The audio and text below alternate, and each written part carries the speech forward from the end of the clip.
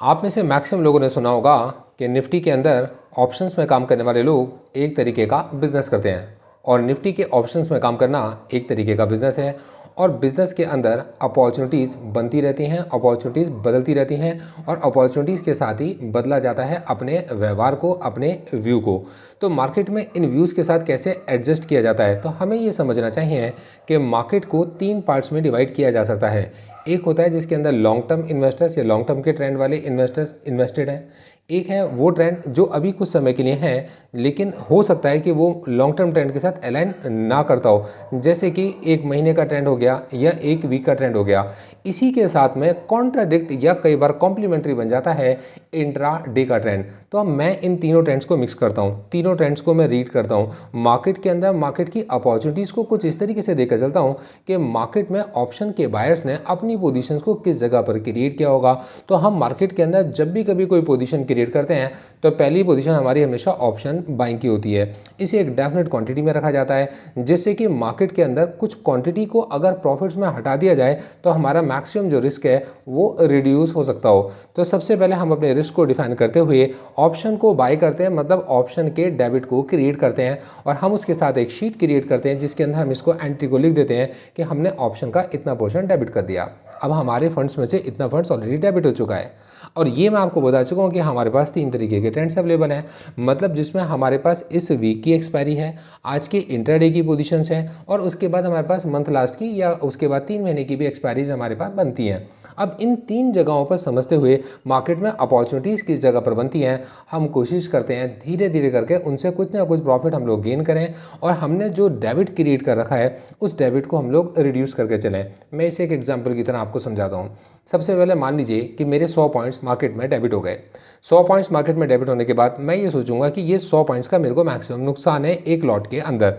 अब उस कंडीशन में मैं कैसे इसको मैनेज करूंगा, तो मैं क्या करता हूँ, 100 में से पहले मैं 25 से लेकर 30 पॉइंट निकालने की कोशिश करूंगा। हो सकता है एक इंट्राडे ट्रेंड मुझे ये पैसे निकाल कर दे दे, हो सकता है एक शॉर्ट टर्म का ट्रेंड मुझे ये पैसे निकाल कर दे दे, और यह हो सकता है लॉन्ग टर्म के अंदर अगर मैंने कोई एंट्री ली है तो वो मुझे ये पैसे निकाल कर दे दे। तो मैंने सबसे पहले 30 पॉइंट को पकड़ना है, किस्मत से कई बार ये 50 हो जाते हैं, तो मैं पहले 30 से 50 पॉइंट निकालने की मार्केट से कोशिश करता हूँ एक डायरेक्शन को चूज करके। अब 50 पॉइंट निकल के आने के बाद में मेरा रिस्क मार्केट के अंदर आधा रह गया, तो आधा रिस्क मैं ऑप्शंस के अंदर लेने को तैयार बैठा होता हूँ। अब मार्केट में फिर से कहीं ना कहीं अपॉर्चुनिटीज़ बनती हैं और कई बार ये अपॉर्चुनिटीज हमारे फेवर में, कई बार हमारे अगेंस्ट में होती हैं। अब हमारी सारी स्ट्रेटजीज जो भी होती हैं वो हैज होती हैं, हम कभी स्टॉप लॉस लेकर ना के बराबर चलते हैं। मतलब अगर हमने 100 ट्रेड ओपन किए होते हैं तो 100 में से 20 हमारे ऐसे होते हैं जिनके अंदर हम लोगों ने शायद ही कोई स्टॉप लॉस लिया होगा, और वो जो स्टॉप लॉस भी हम लोग लेके चलते हैं तो आप ये मान के चलिए 2 पॉइंट से 20 पॉइंट का मैक्सिमम स्टॉप लॉस हम लोग लेके चलते हैं। 2 पॉइंट, 3 पॉइंट, 4 पॉइंट या मैक्सिमम 20 पॉइंट का स्टॉप लॉस लेके चलते हैं,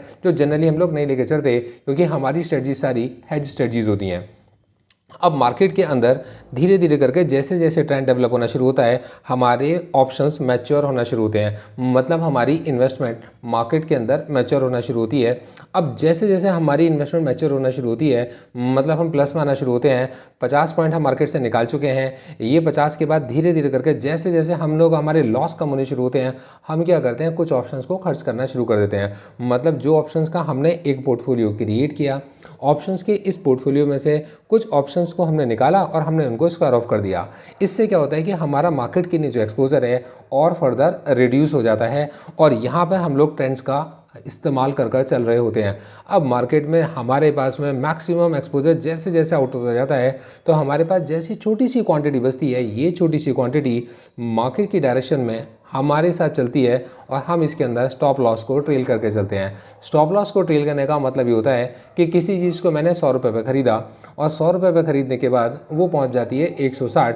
तो मैं उसको अगर वो वापस 140 की तरफ आएगी तो कट कर दूंगा। मतलब 40 पॉइंट का तो प्रॉफिट मैं इसके अंदर कम से कम बुक करूं, अगर मैं 60 पॉइंट का पूरा प्रॉफिट नहीं निकाल पा रहा और मेरा टारगेट अगर उसके अंदर 80 पॉइंट का है, अब अगर 80 पॉइंट के पास से वो पलटता है तो मैं उसके अंदर 70 पॉइंट या 60 पॉइंट कहीं पर भी बुक कर लूँगा। तो ऐसे कर कर धीरे धीरे मैं मार्केट में ऊपर की तरफ मूव करता हूँ। मेरी जो भी क्लोज पोजीशंस होती हैं, जैसे कि आप जानते हैं कि हम लोगों ने एक लॉट से स्टार्ट किया था जनवरी 2023 के अंदर, हम लोगों ने इसको 10 लॉट से अपनी स्ट्रेटजीज को स्टार्ट करना शुरू करा, क्योंकि यहाँ हम लोग जो मिक्स कर कर चल रहे थे वो था आपका इंट्रा डे ट्रेंड, यहाँ पर वीकली ट्रेंड और मंथली ट्रेंड को मिक्स करके चल रहे थे, और अब हम लोगों ने उसके अंदर 3 मंथ्स के ट्रेंड को भी इंक्लूड करना शुरू कर दिया है। हमारी बहुत जल्दी ये कोशिश है कि हम इसके अंदर एक ईयरली ट्रेंड को भी लेकर आ पाएँ। हम मार्केट के अंदर एक ऐसे सॉल्यूशन की तरह उभर कर सामने आना चाहते हैं जिसमें हम लोग मार्केट में किसी भी डायरेक्शन में ट्रेड कर सकते हैं। मतलब जब हमें लगता हो कि मार्केट कुछ ज़्यादा ही ओवरबॉट हो चुका है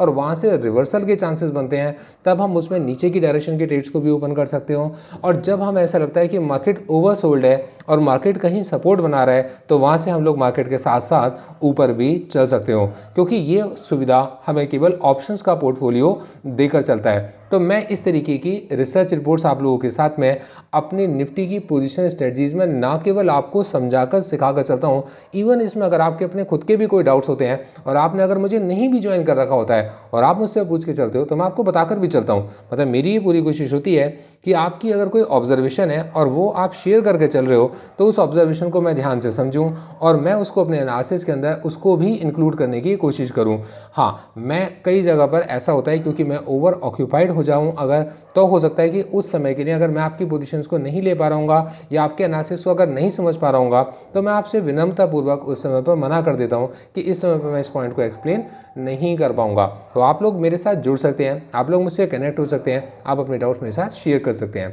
thank you so much, all the best.